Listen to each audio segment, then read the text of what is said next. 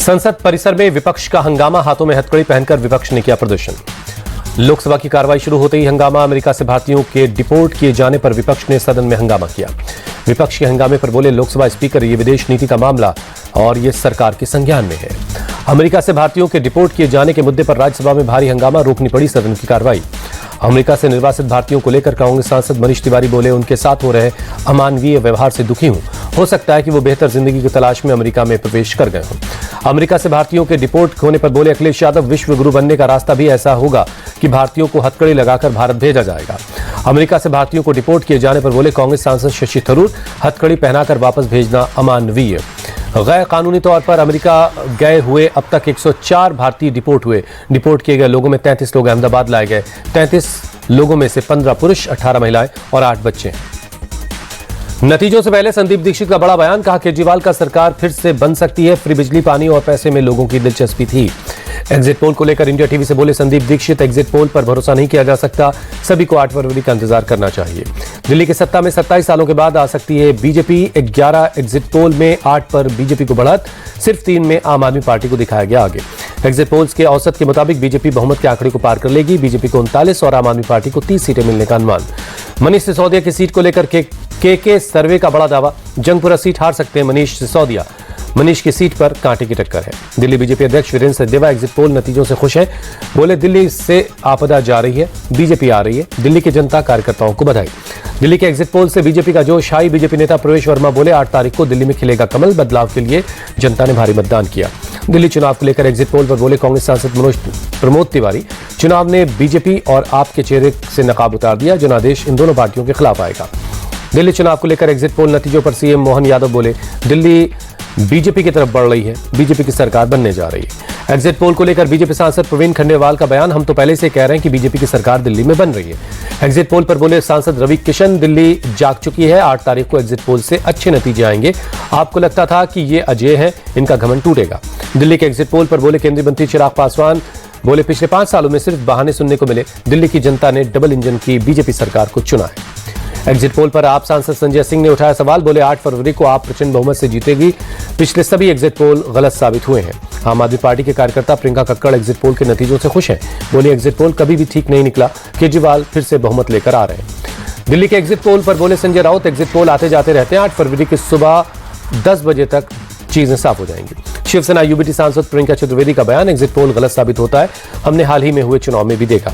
साजिद रशीदी ने एक वीडियो बनाकर बीजेपी को वोट देने का दावा किया, कहा लोग कहते हैं कि मुस्लिम बीजेपी को हराने के लिए वोट करते हैं, इसलिए मैंने बीजेपी को जिताने के लिए वोट किया।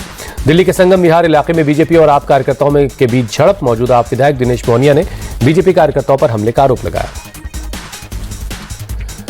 मिल्कीपुर उपचुनाव पर सपा का आरोप, बुर्का हटाकर मुस्लिम महिलाओं की जांच पड़ताल हुई, बीजेपी बोली हार की हताशा में झूठ फैला रही है सपा।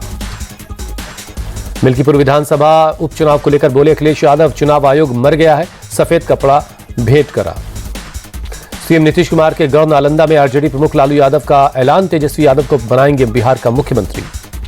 राहुल गांधी पिछले 18 दिनों में दूसरी बार पहुंचे पटना। श्री कृष्णा मेमोरियल हॉल में दलित स्वतंत्रता सेनानी जगलाल चौधरी की 130वीं जयंती समारोह में शामिल हुए। पटना में राहुल गांधी के मंच पर जगलाल चौधरी के बेटे भूदेव को नहीं मिली जगह। आहत भूदेव चौधरी का छल का दर्द, कांग्रेस के जयंती समारोह के दौरान मंच पर भी जाने का मौका नहीं मिला। उत्तराखंड के पौड़ी गढ़वाल पहुंचे यूपी के सीएम योगी आदित्यनाथ, गढ़वाल गांव मानगढ़ वासनी देवी के प्राण प्रतिष्ठा में शामिल हुए। आज से 16 फरवरी तक पश्चिम बंगाल के दौरे पर रहेंगे आरएसएस प्रमुख मोहन भागवत। 11 और 12 फरवरी को कोलकाता में संघ की अखिल भारतीय टोली की महत्वपूर्ण बैठक है।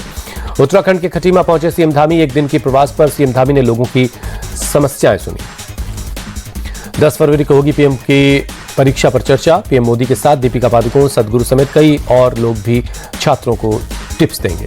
इस बार नए फॉर्मेट में होगी परीक्षा पर चर्चा, 3.25 करोड़ से ज्यादा छात्रों ने करवाया रजिस्ट्रेशन। परीक्षा पर चर्चा का मुख्य उद्देश्य छात्रों में परीक्षा के तनाव को दूर करना है। बेंगलुरु में 10 से 14 फरवरी तक एरो इंडिया का आयोजन, येलहंका वायुसेना स्टेशन पहुंचा एरो इंडिया के लिए सुखोई SU-30। एशिया के सबसे बड़े एरो इंडिया शो के लिए रिहर्सल जारी है, आसमान में करतब दिखाता नजर आया सेना का हेलीकॉप्टर। कोल्हापुर में महाप्रसाद में बनाई खीर खाने से करीब 400 लोग बीमार पड़ गए, इलाज के बाद कुछ लोग डिस्चार्ज, कई लोग अब भी अस्पताल में भर्ती हैं।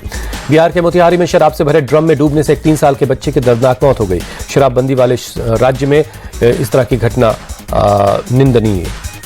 सैफ अली खान के स्टाफ ने की आरोपी की पहचान, अरियामा, फिलिप और जुनू ने शरीफुल को पहचाना। दिल्ली एयरपोर्ट पर करीब 8 करोड़ की गोल्ड के साथ 2 लोग हिरासत में लिए गए। कश्मीर से दिल्ली पहुंचे दोनों लोगों को कस्टम ने पकड़ा। मुंबई से सटे पालघर में शिकारियों के ग्रुप ने शिकार समझकर अपने ही साथी पर गोली चला दी। एक की मौत। मामला सामने आने के बाद पुलिस ने दर्ज की एफआईआर। यूपी के बाराबंकी में 25,000 का इनामी बदमाश गिरफ्तार। कार लूट की घटना को दिया था अंजाम। पुलिस ने लूटी हुई कार बरामद कर ली है। पुलिस ने चेकिंग के दौरान बाइक सवार 3 बदमाशों को रोकने का इशारा किया। बदमाशों ने पुलिस को देखकर फायरिंग कर दी। पुलिस की जवाबी कार्रवाई में 2 बदमाश जख्मी हुए। पुणे में देर रात बदमाशों ने सड़क पर खड़ी गाड़ियों में तोड़फोड़ की।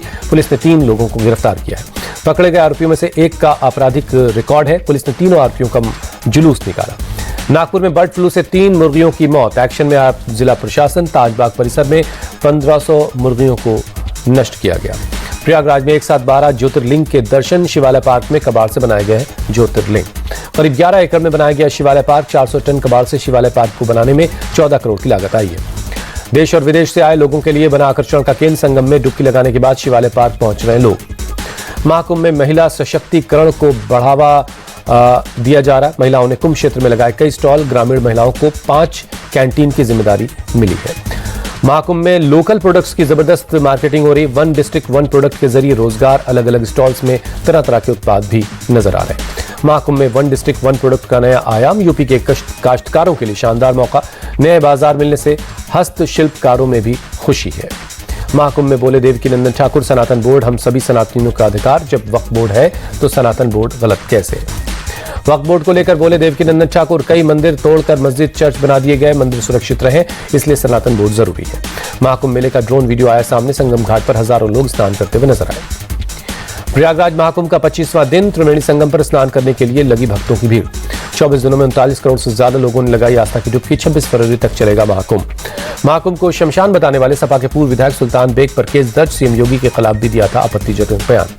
गोवा के सीएम प्रमोद सावंत ने महाकुंभ के लिए ट्रेन को दिखाई हरी झंडी। उत्तर गोवा के करमाली से प्रयागराज के लिए रवाना हुई। पेटा और अनुष्का शंकर ने दान किए यांत्रिक हाथी। केरल में त्रिशूर के श्री कृष्ण स्वामी मंदिर को दिया दान। मंदिर में असली हाथियों को नहीं रखने के नियम बनाया गया है।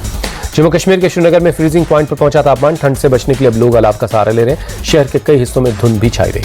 जम्मू कश्मीर के डोडा में ताजा बर्फबारी। तापमान में गिरावट के चलते ठंड बढ़ गई है। हिमाचल प्रदेश के कुल्लू मनाली में भारी बर्फबारी। बर्फ की सफेद चादर में ढका नजर आया पूरा इलाका।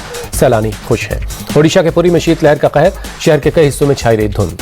भारत इंग्लैंड वनडे से पहले नागपुर पुलिस का एक्शन। टिकटों की कालाबाजारी करने वाले 2 दलालों को पुलिस ने गिरफ्तार किया है। सोशल मीडिया पर दोगुने दाम पर टिकट बेच रहे दलाल। नागपुर में आज होना है भारत इंग्लैंड के बीच वनडे मैच। कटक के बारामती स्टेडियम में वनडे मैच की टिकट लेने के दौरान मची अफरा तफरी। कई लोग जख्मी हो गए।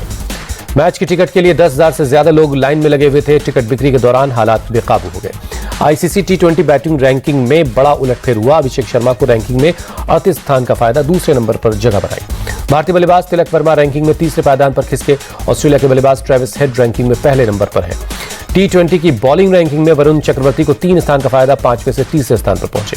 पाकिस्तान और न्यूजीलैंड के खिलाफ ट्राई नेशन सीरीज के लिए दक्षिण अफ्रीका ने किया वनडे टीम का ऐलान। टेम्बा बाबूमा को सौंपी गई टीम की कमान। मैथ्यू ब्रीड्स को मिली वनडे टीम में जगह। विमेंस प्रीमियर लीग में गुजरात जायंट्स ने किया नए कप्तान का ऐलान। ऑस्ट्रेलियाई क्रिकेटर एशले गार्डनर के पास गई टीम की कमान। कप्तान बनने के बाद गार्डनर का बयान। बोली, टीम का कप्तान बनना सम्मान की बात है। WPL के नए सीजन के लिए गुजरात जायंट्स तैयार है। श्रीवल्ली रिया की जोड़ी मुंबई ओपन टेनिस टूर्नामेंट के क्वार्टर फाइनल में पहुंची। जापान के प्लेयर को दी शिकस्त। बैडमिंटन खिलाड़ी साइना नेहवाल अपने पिता के साथ पहुंची महाकुंभ। त्रिवेणी संगम में लगाई आस्था की डुबकी। तेलंगाना के मुख्यमंत्री ने अंडर 19 विमेंस क्रिकेटर गोंगडी त्रिशा को 1 करोड़ रुपए का इनाम देने का ऐलान किया। ध्रुति और मुख्य कोच नूशिन को 10-10 लाख रुपए का इनाम देंगे। भारतीय टीम के पूर्व कोच और क्रिकेटर राहुल द्रविड़ की कार को ऑटो ने मारी टक्कर। वीडियो हुआ वायरल। बेंगलुरु में कनिंघम रोड पर हुआ राहुल द्रविड़ के साथ यह हादसा। ऑटो ड्राइवर से हुई द्रविड़ की बहस। मुंबई के बांद्रा में फिल्म लवयापा की स्क्रीनिंग हुई। शाहरुख खान, आमिर खान समेत कई और फिल्मी कलाकार पहुंचे। तमिल अभिनेता अजित कुमार की फिल्म रिलीज होने पर जश्न। विदा मुयार्ची के रिलीज होने पर फैंस ने ढोल बजाकर डांस किया।